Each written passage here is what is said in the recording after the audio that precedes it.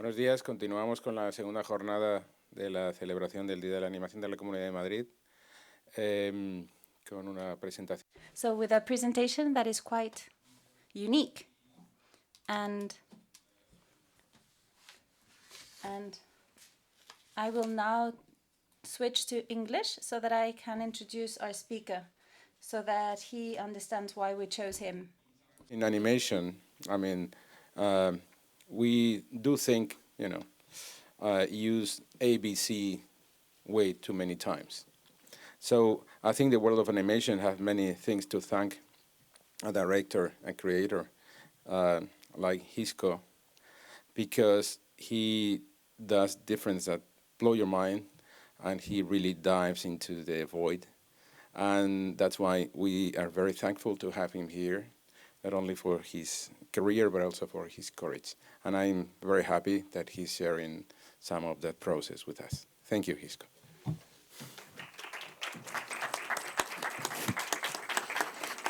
Thanks, man. So, hello. I think you can put the slides on if you want in the control room. And put the lights out. Yeah. Yeah, it's good like this. Okay, so my name is Hisko Hulsing. Oh, that's a bit too much. And we're going to talk in the dark. No, not at all.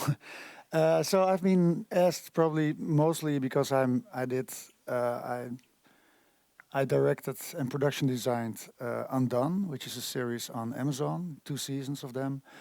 And recently, like 2 months ago, the 11th episode of The Sandman came out, and I directed and production designed it also. So I'm going to give an overview of all the work that I did in the last, let's say, 10 years, 15 years. And, as many of you, I think some of you are students, I started making my film in my bedroom in the old way, painting cells, and it was one big mess, and I didn't get anywhere. But that's how my career started, and I went from there to doing Hollywood productions, and we have a lot of ups and downs during my career. So first of all, if you don't know my work, then I'll start with showing a teaser for Undone. And also, I have only 1 hour, or maybe even less, so I'm going to talk very fast. So sorry for the translators. You will work hard. Alma, remember what Can you you put said the about sound up? silence the first time you heard it? I didn't know it sounded. Can you put the so sound up, loud. please? Way more. Some people's minds are more capable. They can see more, they can feel more, they can know more. Sorry. What you have is precious. We need to carefully develop your potential. Am I losing Can you my put the mind, sound up Dad? way more, way No. more? No. Well, yes and no.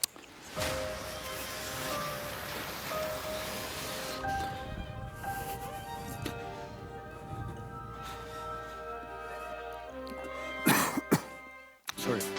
Oh, sorry, commercial. Sorry, I have a sore throat. So in general, up there in the control room, could you put the sound much louder, please? Okay, so like 12 years ago or something, 10 years ago, I made this film called Junkyard. Sorry, I was running all the way up. Have to catch my breath. We drank a lot yesterday, so that's why. Okay, so it all started actually this like more successful career with Junkyard, which is a film that I made. That was released 10 years ago. I'm going to show you a short trailer, and then I tell you about the process.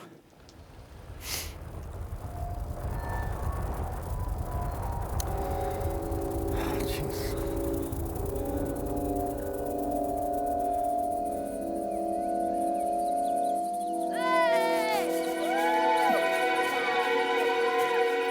Okay, Sound Paul. much louder. You'll start here. 1, 2, 3, 4, 5, 6, 7, 8, 9, 10. Here I come!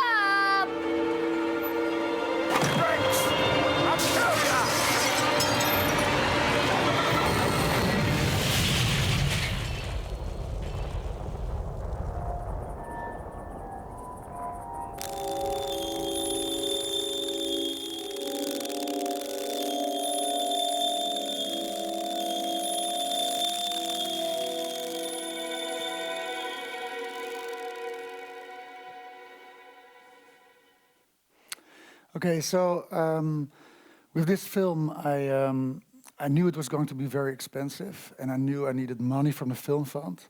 So with all animation films, you always start with a storyboard, and a storyboard doesn't have to be as as well drawn as this. But I thought, well, if I make this really beautiful, then they cannot say no, And that has been a thing throughout my whole career. I can recommend it to you if you really want to do something. Make sure you prepare it very well and present it very well, and it will get easier along the way.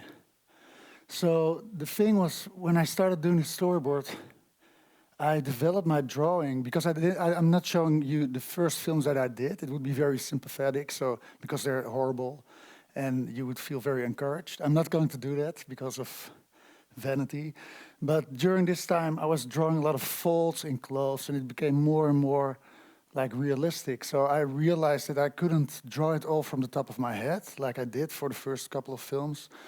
So I thought, well, I'm going to film it first with actors, and then I used that as reference for the animation. So I started filming some children in my street.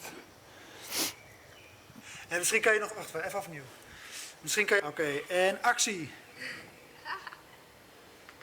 Ja, zo, perfect. Oké, en nu... It's the car of my neighbor, of course. Ja. And but I never liked real rotoscoping. When you see all the facial expressions from the actors. So I made all these clay heads for the characters, and I was planning to use that as basis for the faces and use the bodies for the animation. So I traced, rotoscoped live action, and then I animated all those heads on top of them as basis for the faces. Then I would color it flatly. Not just me. I mean, I did most of Junkyard myself, like 95%, but I had somebody who was coloring this for me.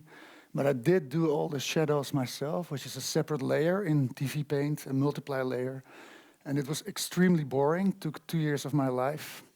But it was so boring that I had enough time to watch a lot of TED Talks and lectures on the internet, and I became really intelligent. So that's the good thing about it. So when you composite all those layers with all the backgrounds that I make are done with oil paint on canvas, and then when you composite it, it looks like this. So for Junkyard, this is my studio on a good day. It's kind of a mess. And I painted about 120 backgrounds with oil paint on canvas. They took me about 1 day or two. This one took me 3 days or 4 days, I think, because there's so many details. So I made a lot of paintings, and I use a very classical technique. It's actually kind of 17th century painting technique. I think most painters worked in this style till the beginning of the 20th century. So for the people, are there any people here who paint? Or, yay! Oh, a lot of them. Jesus, that's extra. No, it's all oil paint on canvas. They're huge canvases. And so I'm going to give a very small, because I have to hurry up, sorry, small technical explanation. So the canvas, I get rid of the white by making it a bit, put some umber on it. Then I trace the sketch. I project it on the canvas. I trace it with an acrylic stift, and then I make a very fast underpainting. You can see it in the upper right corner, just to see what the dark parts and what the light parts are. And when I have done that, I block in, as with digital painting, it's very similar. I block in, for instance, this bridge. I think I have a light here. Yeah, so this bridge, I would start off with like a middle tone, like this one. I paint the whole thing in that tone. And then I mix, because oil paint stays wet, so you mix your colors on the palette, but you also mix them on your canvas. So I make, for instance, this color, I put a little bit white to it, and then I have this tone, you know, so I just paint it on top of it. And if you push the brush hard, it will get very light. If you push it soft, so that way you get all these gradients, which are very lively. You know, you see all the brush strokes, and I like it way more than digital painting. So for me, it's always like this. In all my films, I use this mix between very old techniques, really 17th century painting techniques, with very modern techniques like projection mapping and motion tracking and 3D animation, 2D animation, everything that's needed. Okay, and then, yeah, okay, so if I didn't learn it from this book, but this is the only book that I think is telling the truth about this painting method, because most books are full of shit, to be honest. Yeah, they got it wrong. And it's not, I mean, there are different techniques, there are many techniques, but if you want this classical technique, this is really the book you should rent or buy, because it's really, everything is right in that book. Okay, so for my first films, I had a composer, and he did an okay job, but he sort of, I think he didn't have enough time or something, and then I tried to find another Dutch composer, and I didn't like Dutch film music, so I've always been making music myself. So I thought, well, let's try it, you know. So I had this program where you can write notes and then you can hear them back, and I thought, well, I'm going to keep it very modest. I start with a string quartet, you know, just one violin, two violas, and a cello. But of course, I got greedy, and I put in, well, let's put in a harp, and let's put in percussion, let's put in electric guitar and organ. And then before I knew it, I had composed a score for Junkyard for a whole orchestra. So we invited musicians and a conductor to record it, and I'm very proud.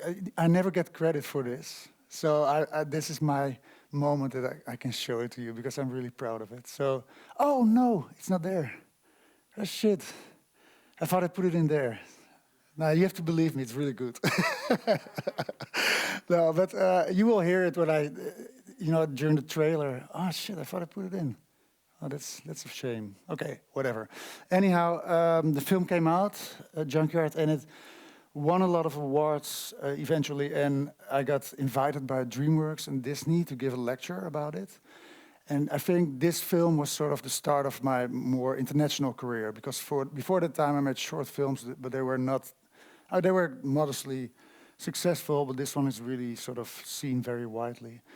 So it got me all over the world. It got me invited to all continents, and this was the weirdest one, where I was in Shanghai at the Shanghai Television Festival, and I didn't understand a word of what they were saying. It was like an Oscar kind of event, and at some point, this guy on the left, on the right, I mean, this guy, he said something and everybody was laughing. So I thought it's probably about my film, because somebody told me, like, I think he's talking about your film. So I went on the stage and I just grabbed like a golden statue from one of those girls standing there. It was the wrong one, it turned out later. But later I found out why they were laughing, because they translated it wrong. I saw it later on Chinese websites. It was translated like, because my film is called Junkyard. And he said, the golden magnolia goes to pile of shit.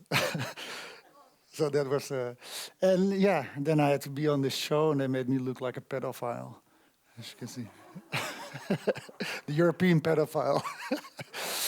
Anyhow, that got me into, you know, doing lots. I got asked for a film by Richard Linklater for Warner Brothers called Mr. Limpet.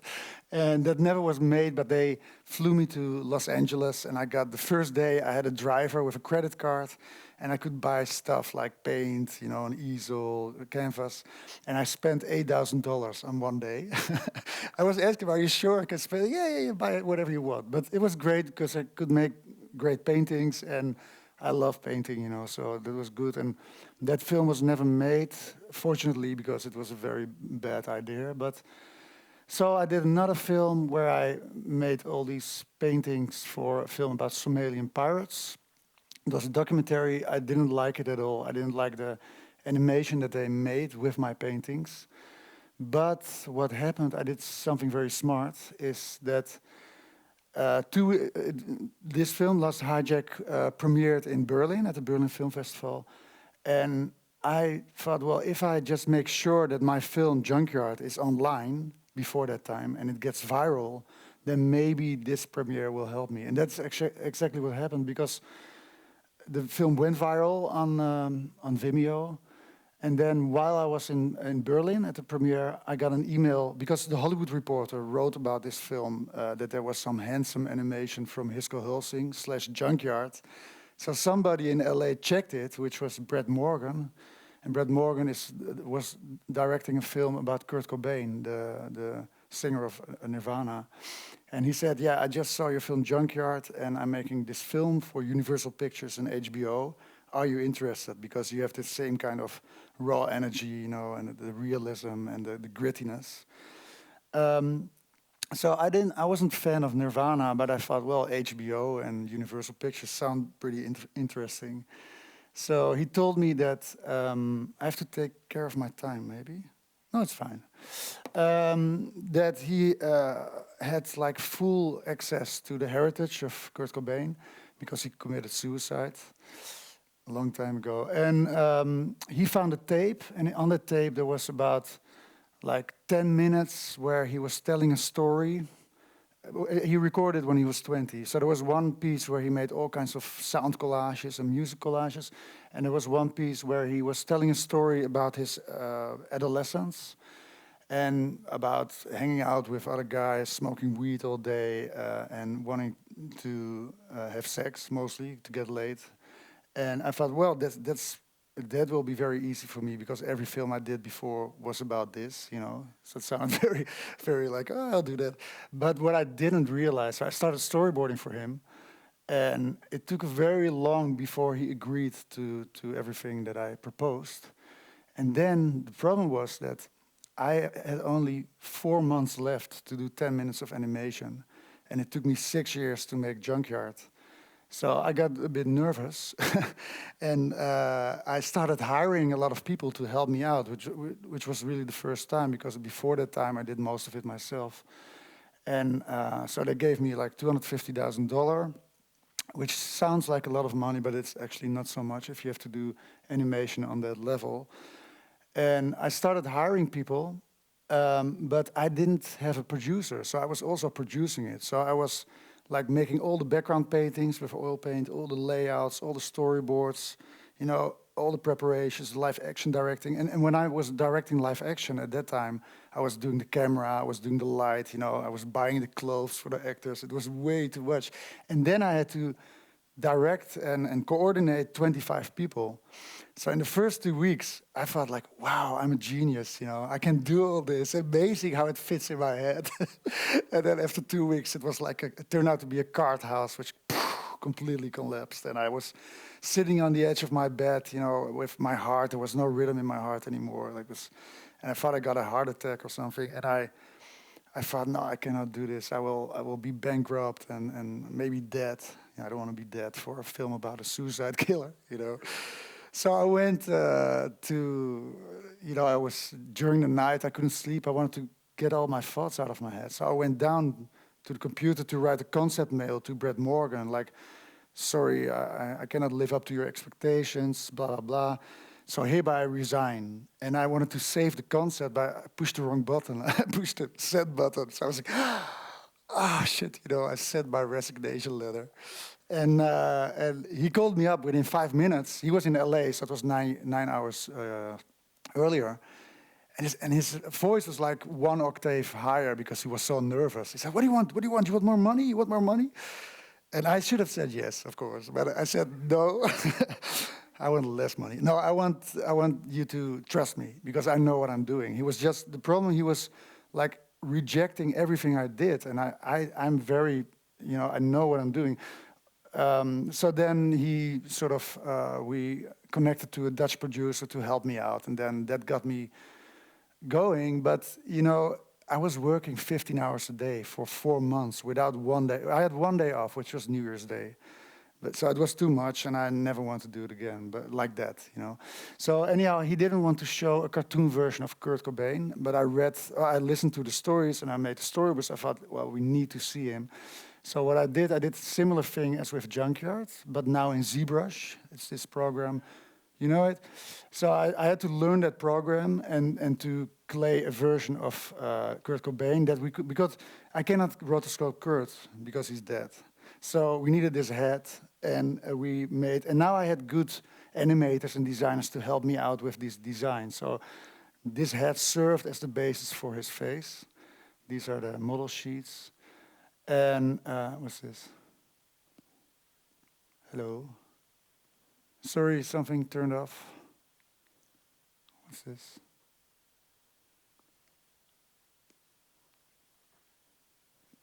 Oh. Hmm. Anyhow, oh, okay, is it working? No. Sorry?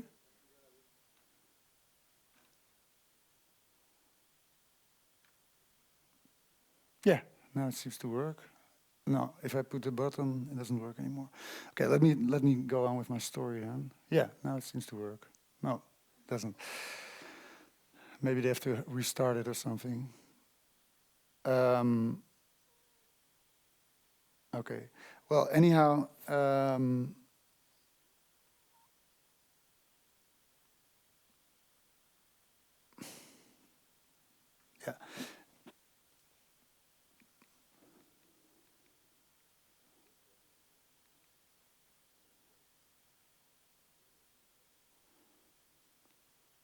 Okay, I'll just move on from here. It doesn't matter.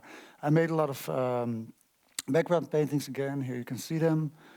So it's the same technique as the Junkyard, actually. And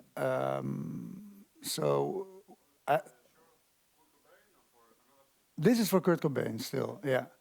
But so like I was painting, so I could only paint in the weekends because during the week I had to pick up the phone and do, you know, coordinate everything. It was going crazy. So I remember I made a record because on the last day, the day of the deadline, I made 3 paintings on one day, and this was one of them. And I felt like a robot. I was like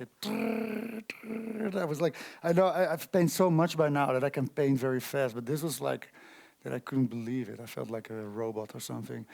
Okay, we also used projection mapping. I made a mistake that I storyboarded a scene with a cat that I followed with a camera. And I didn't know it then, now I know, that cats don't listen. You cannot direct a cat. So it took me 2 whole days to film this cat. And he's a horrible actor. Look, he's looking in the camera, breaking the 4th wall. No idea what he's doing, you know. And then finally he jumped up the table, and because we had all kinds of tricks to do that. And then it was completely motion tracked, and then I made some paintings that were projection mapped, and then it would look like this. This is like fucking rad, you know.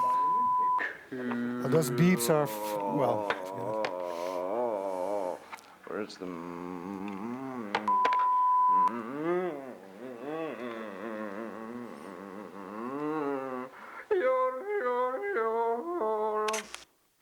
Yeah.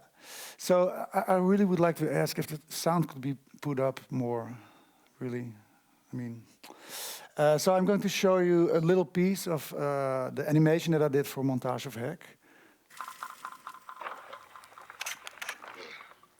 In a community that stresses macho male sexual stories as a highlight of all conversation, I was underdeveloped, immature little dude that never got laid and was constantly razzed. Oh, poor little kid.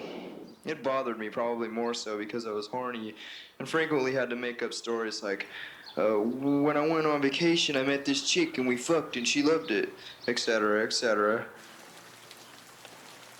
This typical pubescent problem was in effect during the height of my problems with my father and stepmom, you know, the typical wicked stepmom story. And so, I moved to both grandparents, the 4th sets of aunts and uncles, and so forth and so on within the year. And in 8th grade, my mom had no choice to take me in because my dad packed my stuff and drove me to her house in the morning and left me there. She was pissed. I accumulated quite a healthy complex, not to mention a complexion. Then one day I discovered the most ultimate form of expression ever. Marijuana. Oh boy, pot. I could escape all day long and not have routine nervous breakdowns.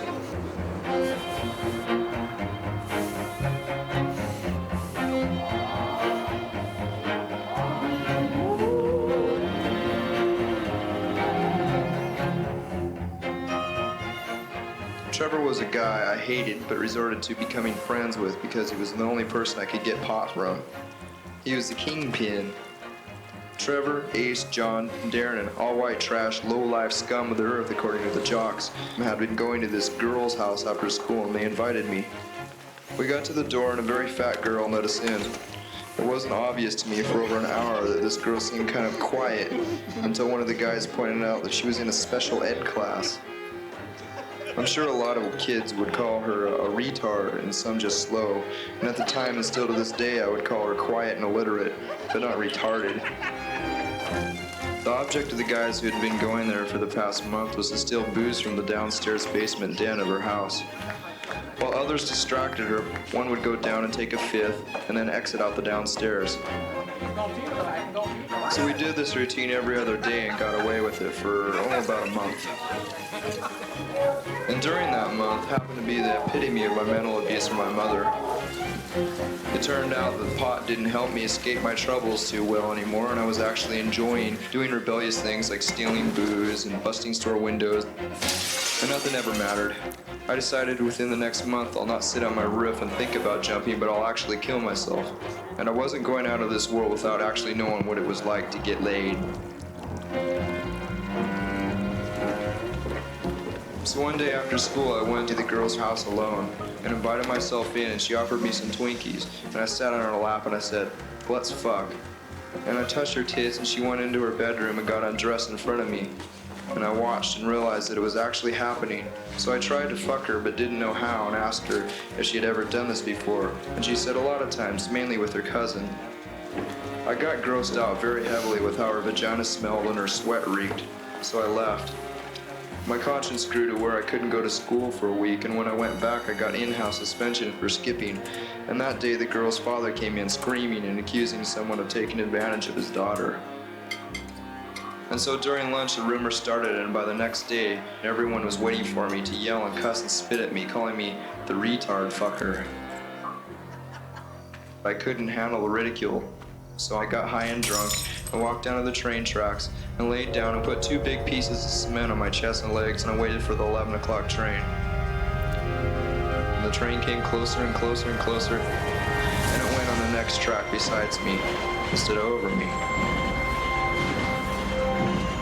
The tension from school had an effect on me, and the train scared me enough to try to rehabilitate myself, and my lifting weights and mathematics seemed to be improving, so I became less manically depressed, but still never had any friends because I hated everyone, for they were so phony.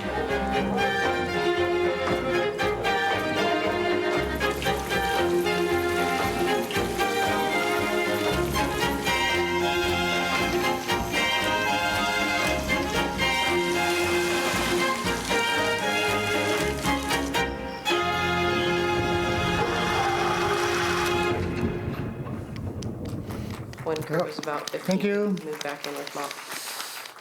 Yeah, so, well, it premiered on Sundance, you know, in America.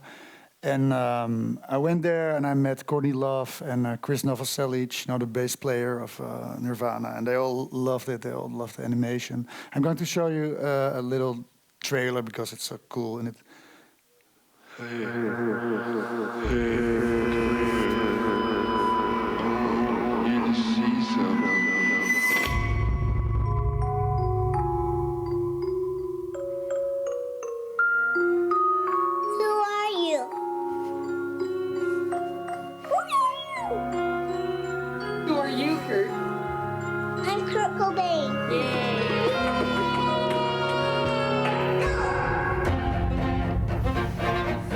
I was underdeveloped, immature little dude that never got laid. Oh, poor little kid. I don't know how anybody deals with having your whole family reject you. Kurt became really unruly. He hated being humiliated. You'd see the rage come out. We always have to use some kind of art. You go out for a few hours, you come back, and there's a painting on the wall, or he wrote a song. His goal was to write as well as he could, play as well as he could. That's all in the music, man. It was awe-inspiring, but it was like, oh, I guess I'm not all that special. This is what I've always wanted to do. And I said, you better buckle up, because you are not ready for this.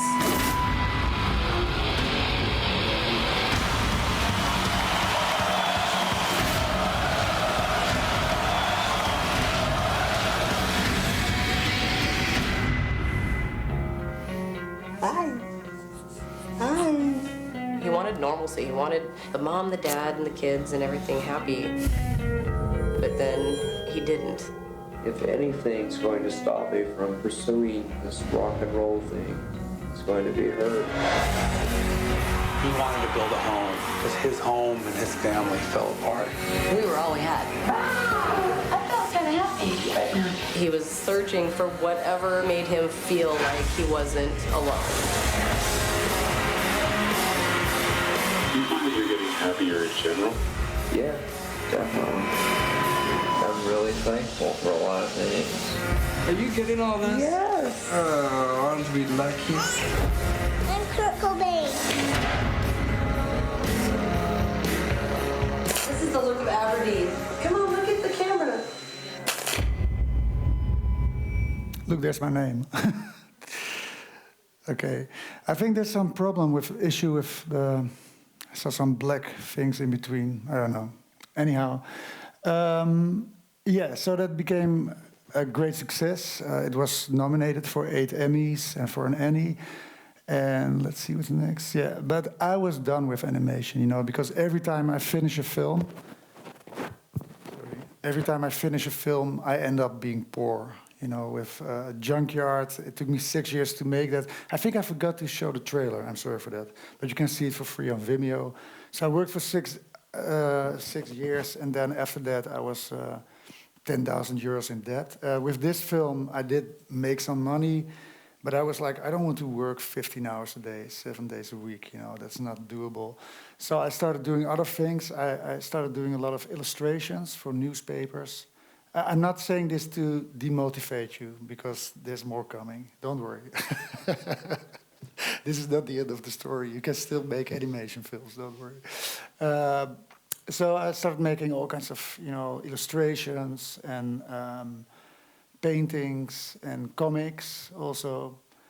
And I really enjoy it, and one advice I have for you is that it's really hard to make money with short animated films and with animation in general. So what I did, I would always make, once a week I did storyboards for commercials, and that paid so well that I could always pay the rent, I hated it. I hated it so much. I'm so happy I don't have to do it anymore.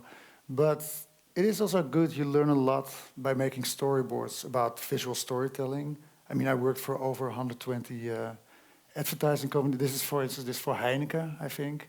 And they let me work for 30 hours in a row without sleeping. So that's the downside, but they pay very well. So I make this kind of shit too. And this is even one of the better storyboards. I mean, most of it looks really terrible, to be honest. Yeah. And sometimes when they had a little bit more money, I could make a nice drawing like this one. But I learned a lot from making storyboards, because you have to work on enormous pressure, so that's good.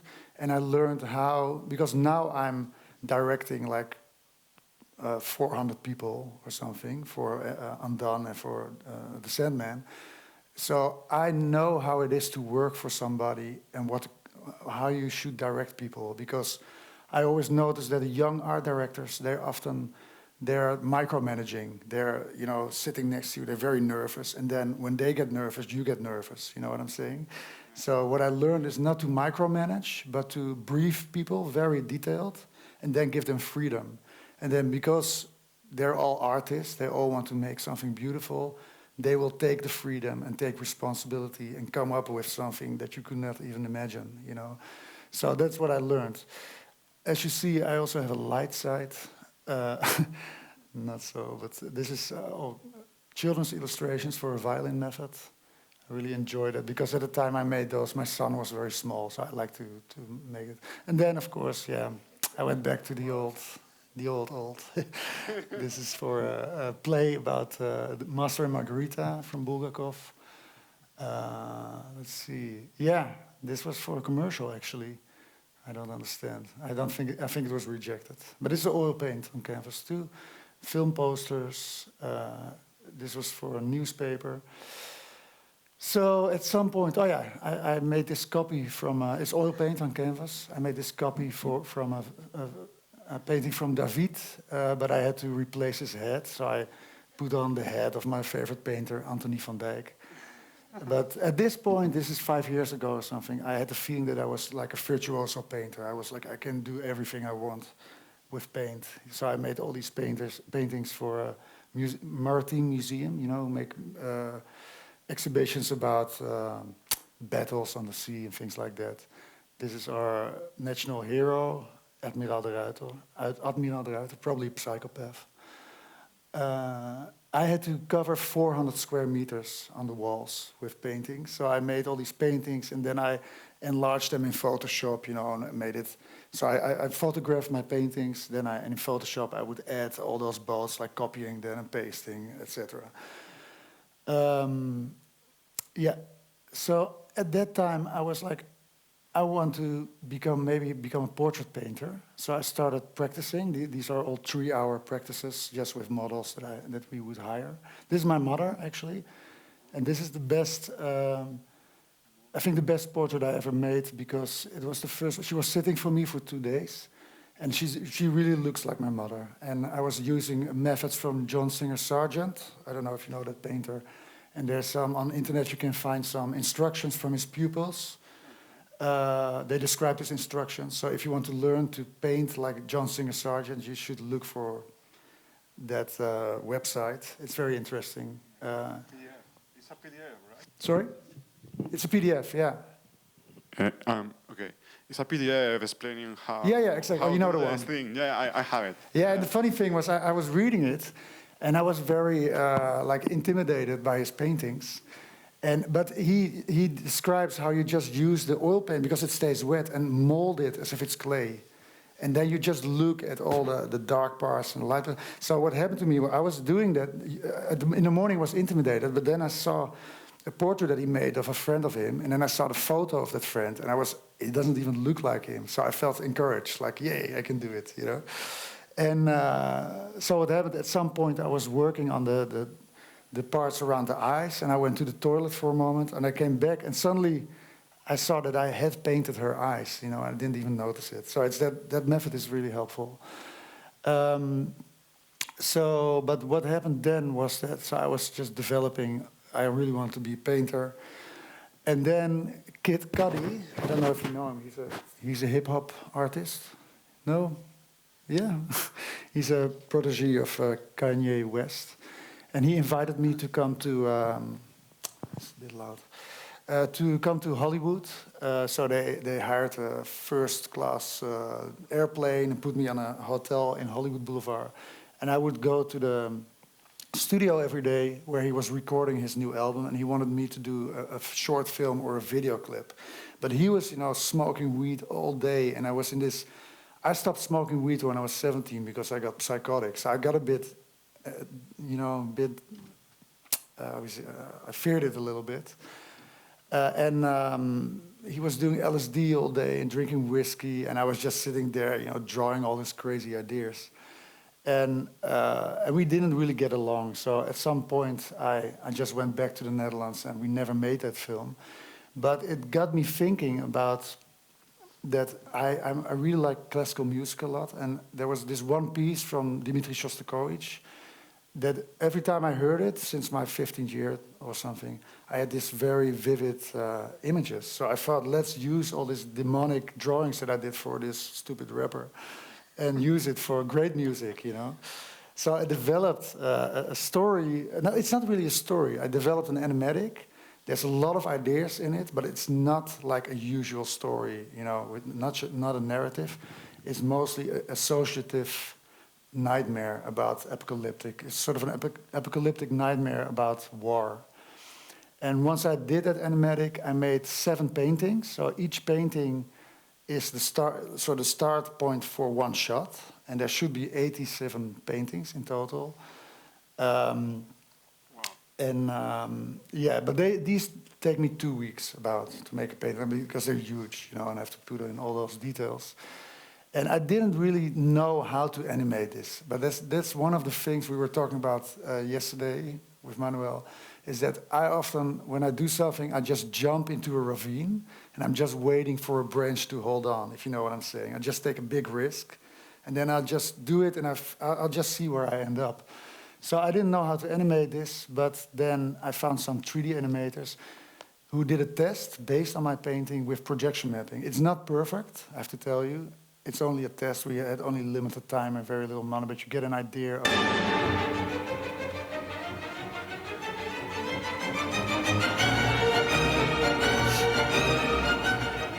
Okay, so what I would... Is this okay? What's going on here? Okay. Great. So this is a project that I'm trying. Last 2 weeks I've been talking to, you know, Netflix, Blur Studio, all kinds of studios in Los Angeles, and I'm trying to pitch this as part of like a new Fantasia with an anthology of short films like Love, Death and Robots, short films based on classical music. And every time I say, yeah, I want to make a new Fantasia, they go like, yay! And then they see my animatic, and then I see the corners of their mouth go down, like, not so sure about this. So I'm going to show it and see what you think.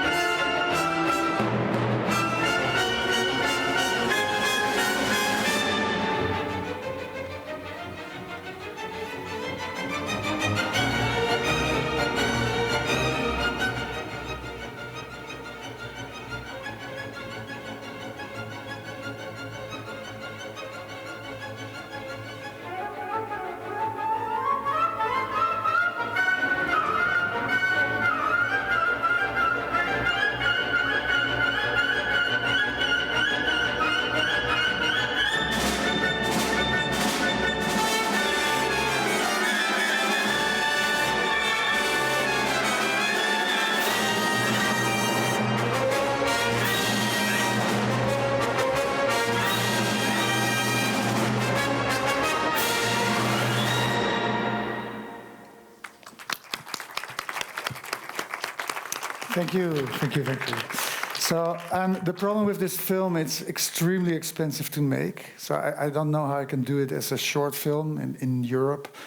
And for Netflix and those things, it's a bit, I don't know, too dark or something. So, sorry? I heard Alberto Mierdo say that animation and dark things are impossible to publish, and I see your short film of the storyboard, and it's fantastic, but it's not for the industry, I think. I don't know. We'll see. Well, don't be so negative, man. I agree with that. I don't agree with that, but I don't know how the industry works. So I heard about the hair of Alberto. Okay, but I don't know. I'm just trying, and we'll see where it ends. Anyhow, so when I was I don't know how much time I have, not much, I have to hurry up. When I was in Berkeley at the Animation Festival 5 years ago. So, by the way, I made this animatic 5 years ago, and it was, I already saw what was going on in Russia. I saw that there was a rise of fascism there, and I thought it's going to end very badly, and it happened, 4 years later. Russia invaded Ukraine. It was very much based on that. And people said, like, well, were you prophetic or anything? And I said, no, I mean, they already invaded Crimea. And you can see that they're very much busy, trying to make a great Russia as Hitler wanted to make a great Germany. So it was not prophetic. It was just like, it was already happening, and now people say, oh, such a pity that you didn't make this film, because now this war is already there. I was like, well, don't worry, there will be new wars in 10 years, so I can wait for another 10 years. Sorry for this negativity. Okay, so I was in Berkeley announcing that I would stop animation because Montage of Heck nearly killed me. And then I was there, and there were two producers who worked for Michael Eisner, and Michael Eisner was head of Disney for 21 years. So they came all the way to Berkeley to have one breakfast with me, to spend one night in my hotel, not in my room, but in another room.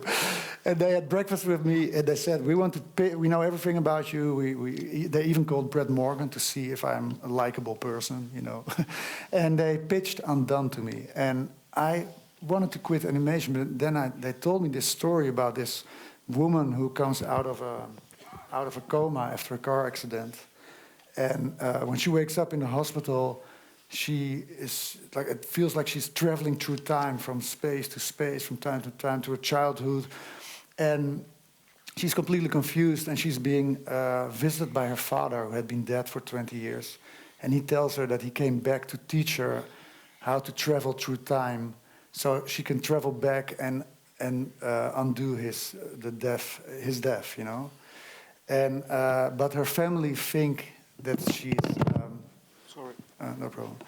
Her family think that she's schizophrenic or psychotic.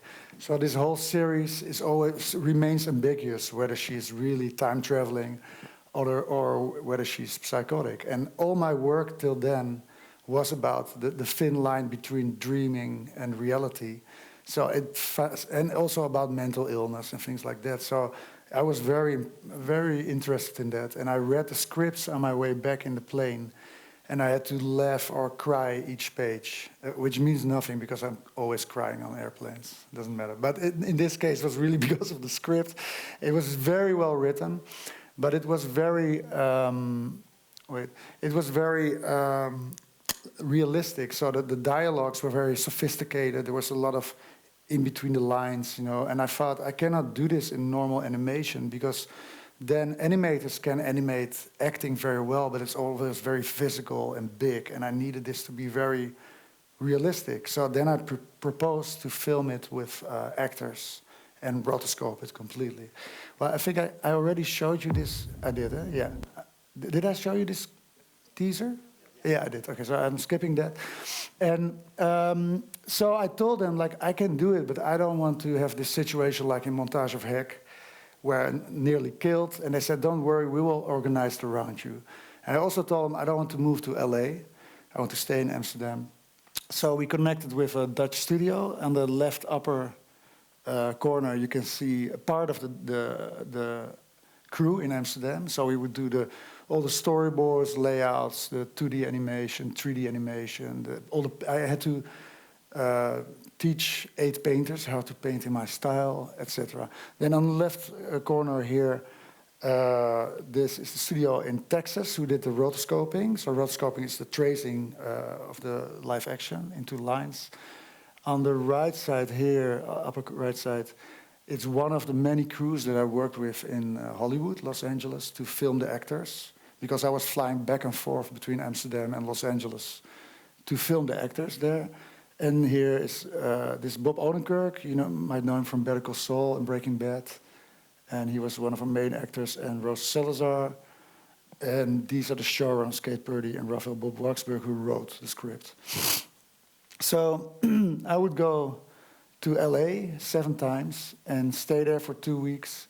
And then we would film all the actors in green screen studios. So we had no set or whatever, but we would design everything on forehand and then put tape on the ground to tell them, like, this is a wall, you cannot cross the wall, and this is supposed to be a table, and it was just some apple boxes. So in order to do that, we had to prepare it very well. So we made not only storyboards, but we had to calculate everything. And my assistant, she would measure everything on the set.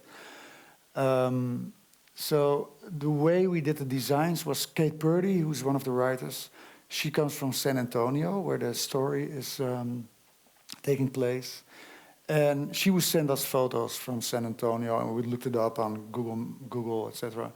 And then a designer would make very fast blocking in 3D, and then draw on top of it, and then make digital concept designs that we could use for the painters as an example. So we always work with storyboards. So for we did 2 seasons of Undone. We made 6,000 shots, so 6,000 storyboard drawings. And I don't have time because there's 200 people working on this project, and I'm directing and production designing. So I'm not storyboarding anymore, but I do draw all the thumbnails. So I make 3,000 thumbnails for 1 season. Thumbnail is a very small sketch, a very rough sketch to brief the storyboarders. But because of the pandemic, during the 2nd season, I couldn't go to LA, so I directed all the live action from my studio in Amsterdam over Zoom. So I had camera A, camera B, previs, and I was just sitting there until 4 o'clock in the night because of 9-hour time difference. And because of that, we had to make previs. So every shot was done first in this way. So the camera, I could easily communicate with the cameraman, because we always have 2 cameras on set. And usually I'm there, so I can tell them, walk over to them, move the camera, and now I had to do it all over Zoom. So they had to match everything. With the previs, to some point that they stopped calling me Hisko, they started calling me Previs. That's horrible. So that looks like this. So before the shoot begins, we measure everything. We make sure that the cameraman and the people on set have all the details about what kind of lens I want to use and what the distance is from the camera to the actor. This is how... I was in a fucking coma!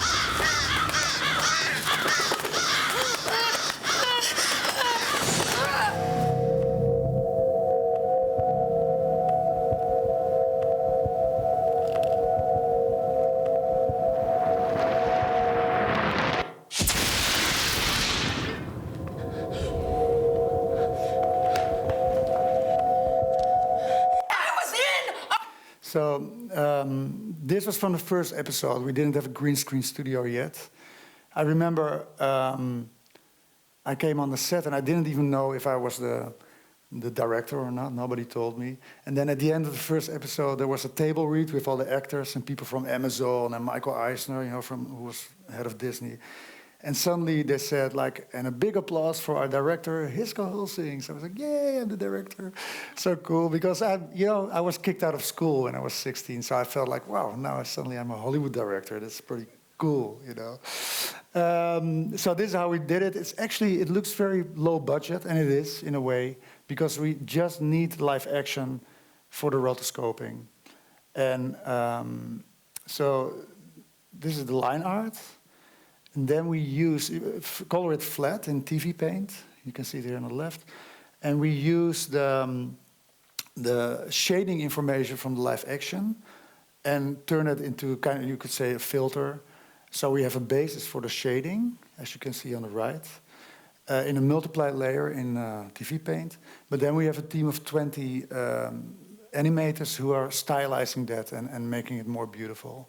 So then there's also animation that cannot be derived from the live action, like fire or all kinds of effects. And there's a lot of transitions in Undone that are all being animated by hand. You know, like this is how they would do it for a Disney film, I would say. And stuff like this, that's undoable. Okay, so then with this team of 8 painters, they came from all over Europe. I recruited them. You know, there were like 60 people applying for it, and I chose 8. And we had this big studio in Amsterdam at Submarine, where they were all sitting and painting. And in the beginning, it went completely wrong because I was traveling between LA and Amsterdam.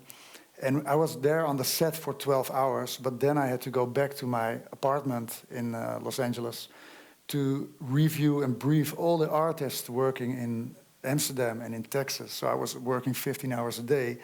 And I wasn't there when they started out. So I remember I came back after the first shoot. And they all had painted another corner of the room of the main character. But they were looking at each other. So the first one made the wall bluish gray. And the second one made it a little bit greener. And then the third painter thought, oh, it's a green wall. And he made it green. So I came back and I saw these paintings. And it was like a rainbow-colored thing. So I was like, okay, we have to think about this. So from that moment on, they had to look very well at the digital concept art, and that would be leading. And it took a while before they could really sort of paint in my style, which is not really my style, it's really a classical style. But they all were very good painters, but they had their own style, so I had to adjust. And the good thing about being together in a room is that they were all very competitive. They all wanted to be the best, you know. So if you ever direct a show, make sure that people compete with each other, because then you get the best out of them. Yeah, so this is, you know, those paintings are pretty similar to my paintings, I would say. A little stiffer maybe, but who am I to complain? So these are all paintings for Undone. Then we had a team of, I have to look out for the time, I have to be fast now. So we had a team of digital touch-up artists who would, for instance, make a night scene out of a day scene that was already painted in oil paint, and they use kind of oil paint brush-like tools in Photoshop. But I always want, every project that I do, I want to use real oil paint on canvas. I think that's the defining style that I'm looking for. I like modern, you know, Pixar films or Disney films, but they are a little too sterile, in my opinion. They look too plastic, and I want this very natural, organic look. Then there's 3D animation, so we would, if the camera is moving, we need to motion track it and projection map all the paintings on the 3D spaces. So every time I move the camera, everybody's angry at me because it adds $30,000 to a shot, you know, so I cannot move the camera too much.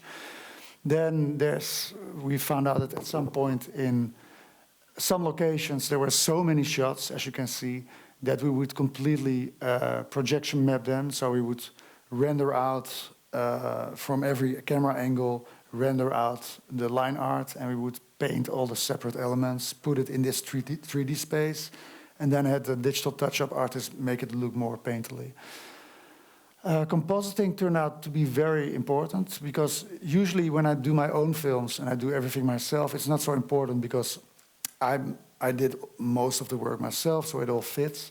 But if you're working with 200 people, then people have different styles and the colors are slightly different, so you need a team of compositors who connect all those layers in 3D layers, 2D layers, paintings, and make sure it becomes one consistent world. So here you can see the different stages. In the last stage, the colors are graded well, there's light added, you know, the colors are... So then it becomes really one world. Oh, little trailer. I'm so bored of living. I wake up every morning in the same bed, I get dressed, and I eat the same breakfast and then take the same commute to work.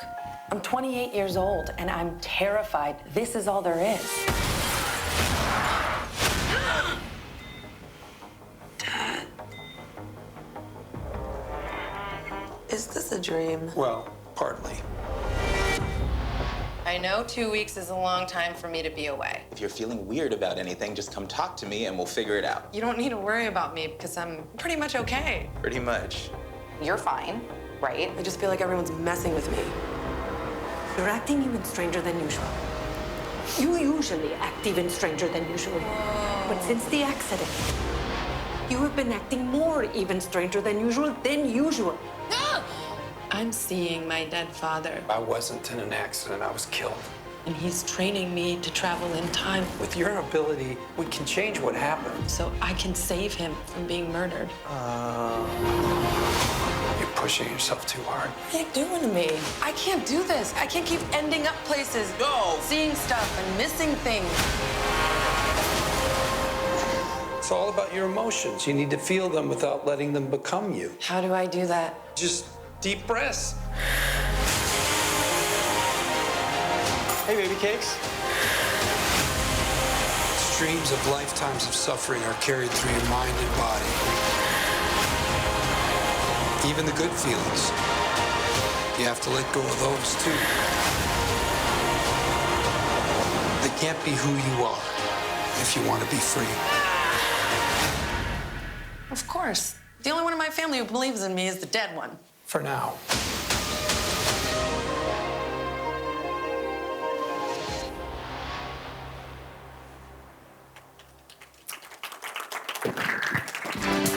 Oh, thank you. So it came out in 2019, and we had only good critics. We were the best reviewed animated series of 2019. We had every magazine wrote about us, New York Times, Time Magazine, etc. So we got a new green light for a new season 2, which came out 4 months ago, and which is even better. But we didn't get as much attention, so it's sort of like all the reviews that we got are good, but not as much, and there was less buzz around it, unfortunately. But luckily, before we started working on Undone, on the second season, I got a phone call from Warner Brothers that they were going to make The Sandman for Netflix, and if I was interested in doing an adaptation of one of the Sandman is a comics from Neil Gaiman for DC Comics, and they wanted me to do one story called A Dream of a Thousand Kids. And I told them, I read it, it was a very good story. And I said, I want to do it, but first I have to do all the live action for Undone. And then when I'm done with Undone, I can start on Dream of a Thousand Cats. So I was the first director they approached, Warner Bros. It was for Netflix and DC Comics and Warner Brothers. But I was the last one to start. I started in July last year or something with art. We had to find new people because I was directing Undone at the same time. So I was directing 200 people for Undone and 200 people for The Sandman. And many things happened in 2021, the pandemic and all kinds of personal drama. So I'm happy we're in 2022 now and I can show you the results because it was pretty hard. But the great thing with A Dream of a Thousand Cats was that I had a huge budget. With Undone, we already have a nice budget. But with The Sandman, we ended up having $4.5 million for only 15 minutes of film. So, and also it was pretty badly organized on the Dutch side. I shouldn't say this, sorry. But I took advantage of it, So usually with Undone, I have to brief, but also approve or give notes on every single shot, every single design, storyboard panel, you name it, layout. But I can only give one round of notes. And if I give more notes, then they have to negotiate about more money. But during Dream of a Thousand Cats, it was pretty sloppy organized, so I kept giving notes. So there was one painting I had repainted 3 times, and nobody took track of it. And then I had it digitally retouched another 3 times. I was like, yes, do it, nobody cares, So I was just going until it was perfect, So this is the piece of animation that I'm most proud of. Junkyard. I'm so sorry I didn't show you the trailer. Sorry for that. But you can watch it on Vimeo. But in Dream of a Thousand Cats, we not only had fantastic animators in London who were doing the 3D animation of the cats, but our painting team had already done 6 hours of animation for Undone. So they were on a super high level, painting on a super high level. And yeah, so it starts with the comic. I read it only once. I read everywhere in newspapers that I was so truthful to the comic, but I just read it once and I put it away. And then I just went on from the script, because the script is always leading for me. So again, you know, I walked through the wetness that numbed my paws, drenched my fur. It tried to wash away my memories, but still, I walked forward. In order to, what I learned, I started this whole lecture with doing storyboards that are very convincing, and I use the same thing here. I know that if you make an animatic that's very convincing, then you will get more freedom later on. So not only did I work with very good storyboard artists like this one, Michael Senerin, but I also made a temp track with music, and I went to a sound studio to do sound, so it was very convincing. And usually I get, when I send an animatic, I get 2 whole pages with notes from Amazon. And now I only got back 6 notes, and one of them from Neil Gaiman, the showrunners and the studios.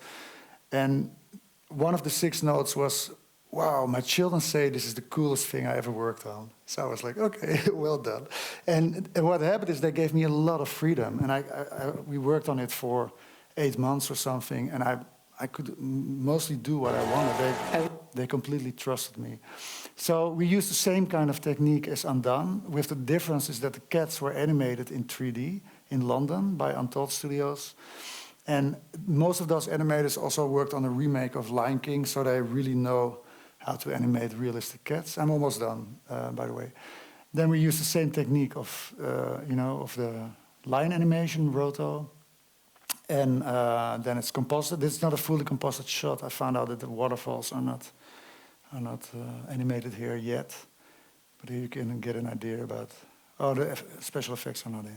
Okay, whatever, sorry. So I recorded all the live action, because there's also human beings in London. On my birthday, on my 50th birthday, I had 30 naked people on set. Usually in America they put on modesty suits, so it looks like they're naked. But here they asked me, I asked them, can they be really naked? And they said, yeah, I think so. I was like, okay, I want them naked and shaved all the way.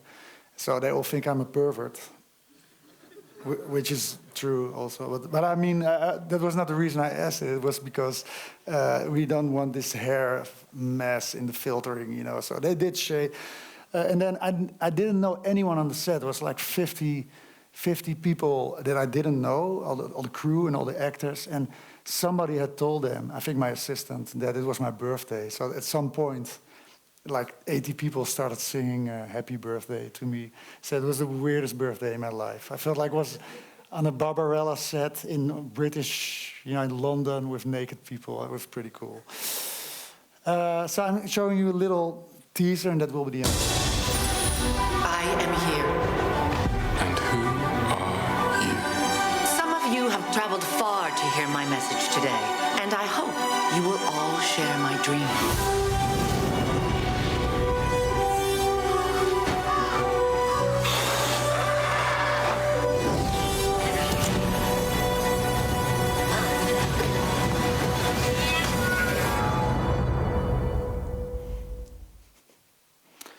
So you can see this on Netflix, The Sandman. It's the 11th episode. You don't have to watch the first 10.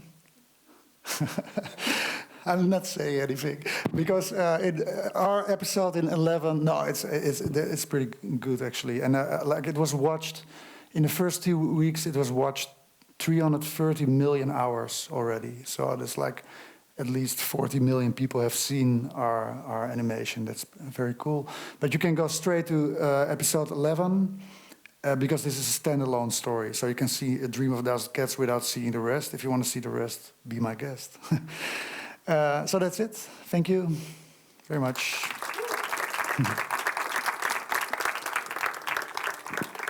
Thank you.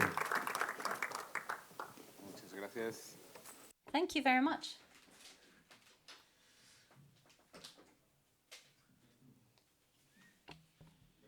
Gracias. Well, as you see, it's already connected. Yeah. Well, as you see, I mean, I'm still surprised. And also, I mean, there's a wonderful quote by Walt Disney that it says, "It's kind of fun to do the impossible." So, I mean, thanks for this, because it's really, impressive. And you see, it's hard, but it can be made. So that's why we're here for. Any question here? We have time for 2 questions, and if not, Hisko is going to be here, because I think they are shocked, which is, episode 11, okay? Yeah. Is there any question? Okay, then we'll have a chat. No, but maybe with I can add something. Yeah, please. No, I just want to say that, because I didn't want to demotivate you, but it is true. No, but I mean, animation is just hard work, so you really have to be sure that you want to do it. But also, that was one I saw, Paul Verhoeven, he's a Dutch director, Paul Verhoeven, he did Robocop and Basic Instinct. And I saw this interview with him, it was a Dutch young director. And he was going to LA all the time to go to all the studios to try to get a film made. And he asked Paul Verhoeven, how did you do it? How do you get successful in Hollywood? And he said, it was an hour-long interview, and it was the same question all over again, and the same answer all the time, which is, make something beautiful. If you make a beautiful short film, and you really think it's good, then other people will see it too, So that's my advice, just make something very good, and then people will find you, Yeah, it's that simple. There's no other way. Just make great stuff and suffer a lot. Yeah. Okay. Thank you. And thanks that, because that suffering paid off. And also I agree that, the importance of the materials to convince I have a vision. Yeah, presentation. Presentation. Thank you. Thanks a lot.